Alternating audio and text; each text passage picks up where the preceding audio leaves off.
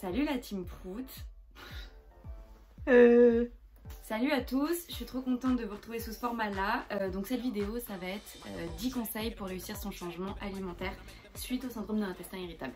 To me newbie, I could truly be moody. I could have played the fucking Grinch in the movies. I've been a part-time shadow cat, part-time. That is not a guy that I would ever want to try to battle rap. Snap, crackle, pop, mind fried to a crisp.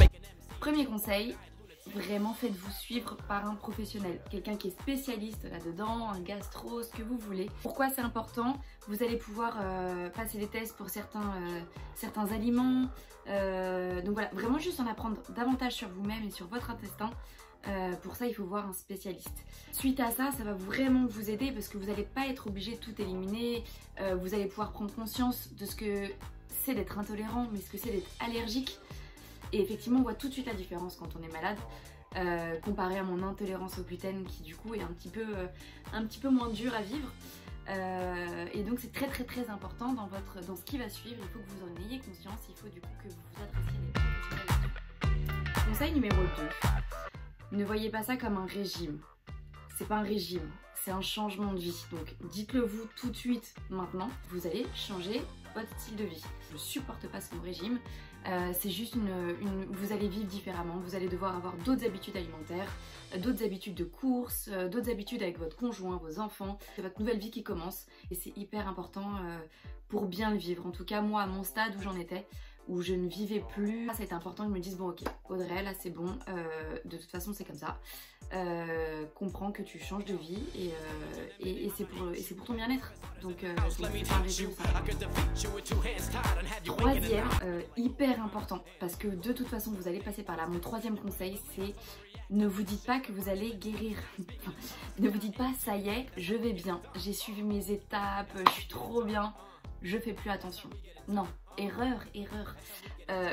En fait, mis à part si vous arrivez à changer votre intestin avec un autre tube ou je sais pas quoi, j'ai fait des recherches quand même là-dessus, mais ça n'existe pas encore. C'est simple, vous allez partir en vacances, vous allez vous dire allez ça y est je me lâche, au bout de 3 semaines vous êtes foutu. Gardez en tête, c'est un changement alimentaire à vie.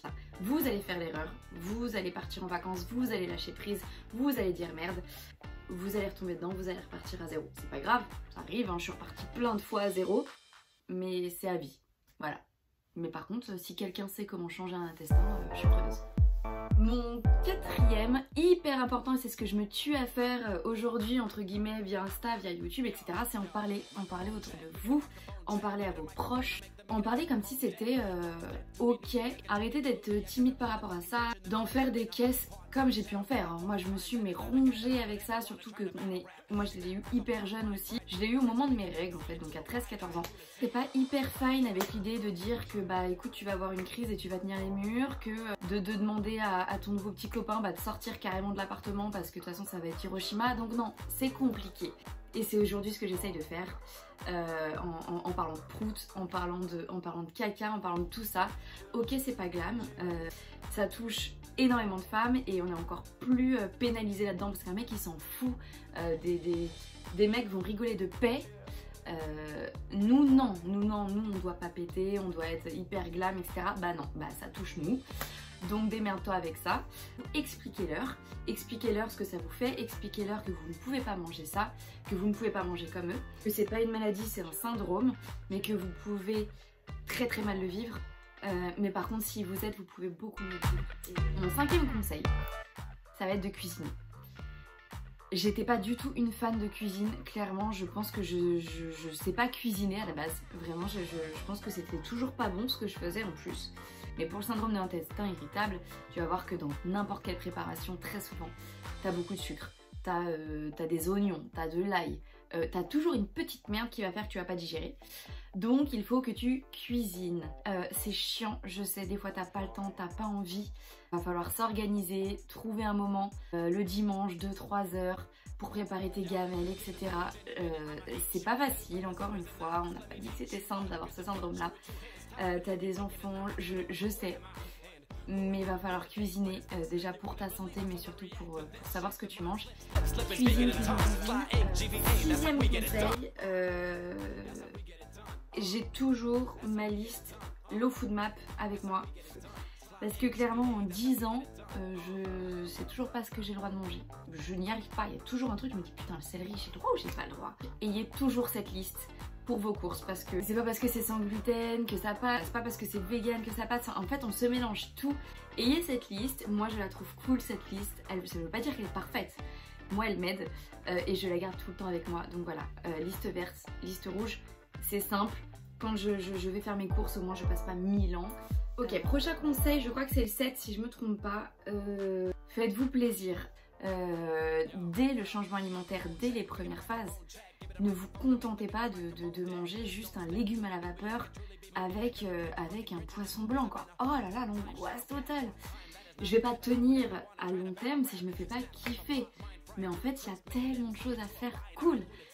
Éclatez-vous avec les couleurs, éclatez-vous avec les épices, éclatez-vous avec ce que vous trouvez de saison, avec les textures. Enfin moi mes petits déjeuners c'est vraiment trop cool. On peut manger des fruits, on peut manger des légumes, on peut manger des féculents, des protéines, on peut manger de tout. Attention aux légumineuses, blabla et tout, mais c'est pas le sujet de ma vidéo, mais juste ne vous dites pas oh ça y est j'ai le syndrome d'intestin irritable, je vais plus pouvoir rien manger, ça va être chiant à mourir. Non, pas du tout.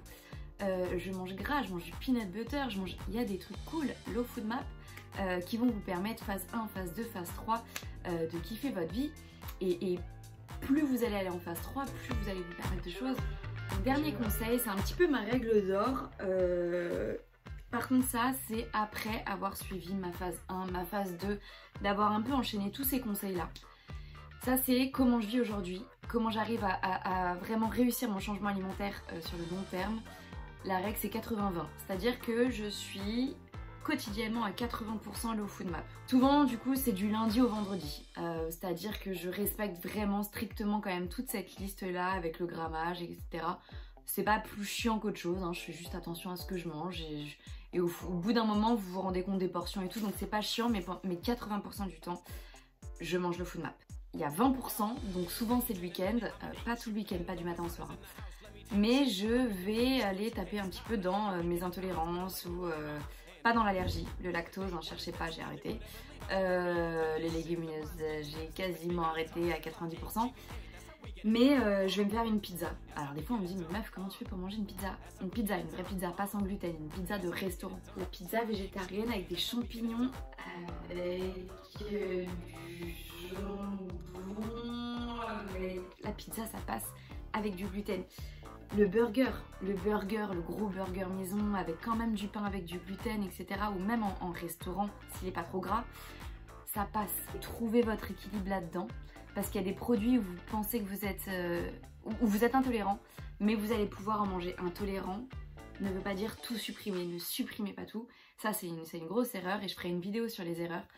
Mais voilà, 80-20, ce qui fait qu'aujourd'hui, bah, j'ai une vie sociale en fait. Je vais au restaurant, je bois de l'alcool, je mange du chocolat, enfin voilà. Juste bien sélectionner ces types de produits, ces types de restaurants, savoir quand se faire plaisir et pas s'enchaîner 3 restaurants non plus. Voilà. Donc voilà, j'espère que ces conseils-là vous aideront dans votre changement alimentaire si vous êtes obligé d'en faire. Moi ça m'a énormément aidé, mais à un moment donné il faut que j'arrête de me toucher les cheveux aussi. Moi ça m'a énormément aidé. Aujourd'hui je ne peux pas vivre sans. Encore une fois, je ne suis pas professionnelle de santé, je n'ai pas de diplôme dedans, je vous fournis juste les conseils qui ont marché pour moi et qui marchent au quotidien parce qu'aujourd'hui, je vis hyper bien avec ce syndrome. N'hésitez pas à me poser des questions en dessous, ça pourra alimenter d'autres sujets de vidéos. En tout cas, j'ai plein de choses à vous raconter là-dessus, sur comment je vis au quotidien. Si ça vous intéresse, likez, ça peut être cool. Et parlez-en autour de vous, on est hyper nombreuses. Ça peut être supportable comme ça peut être insupportable. J'espère vous avoir aidé, je vous fais des bisous. Et je vous retrouve sur Insta, sur mon site et bientôt dans une autre vidéo.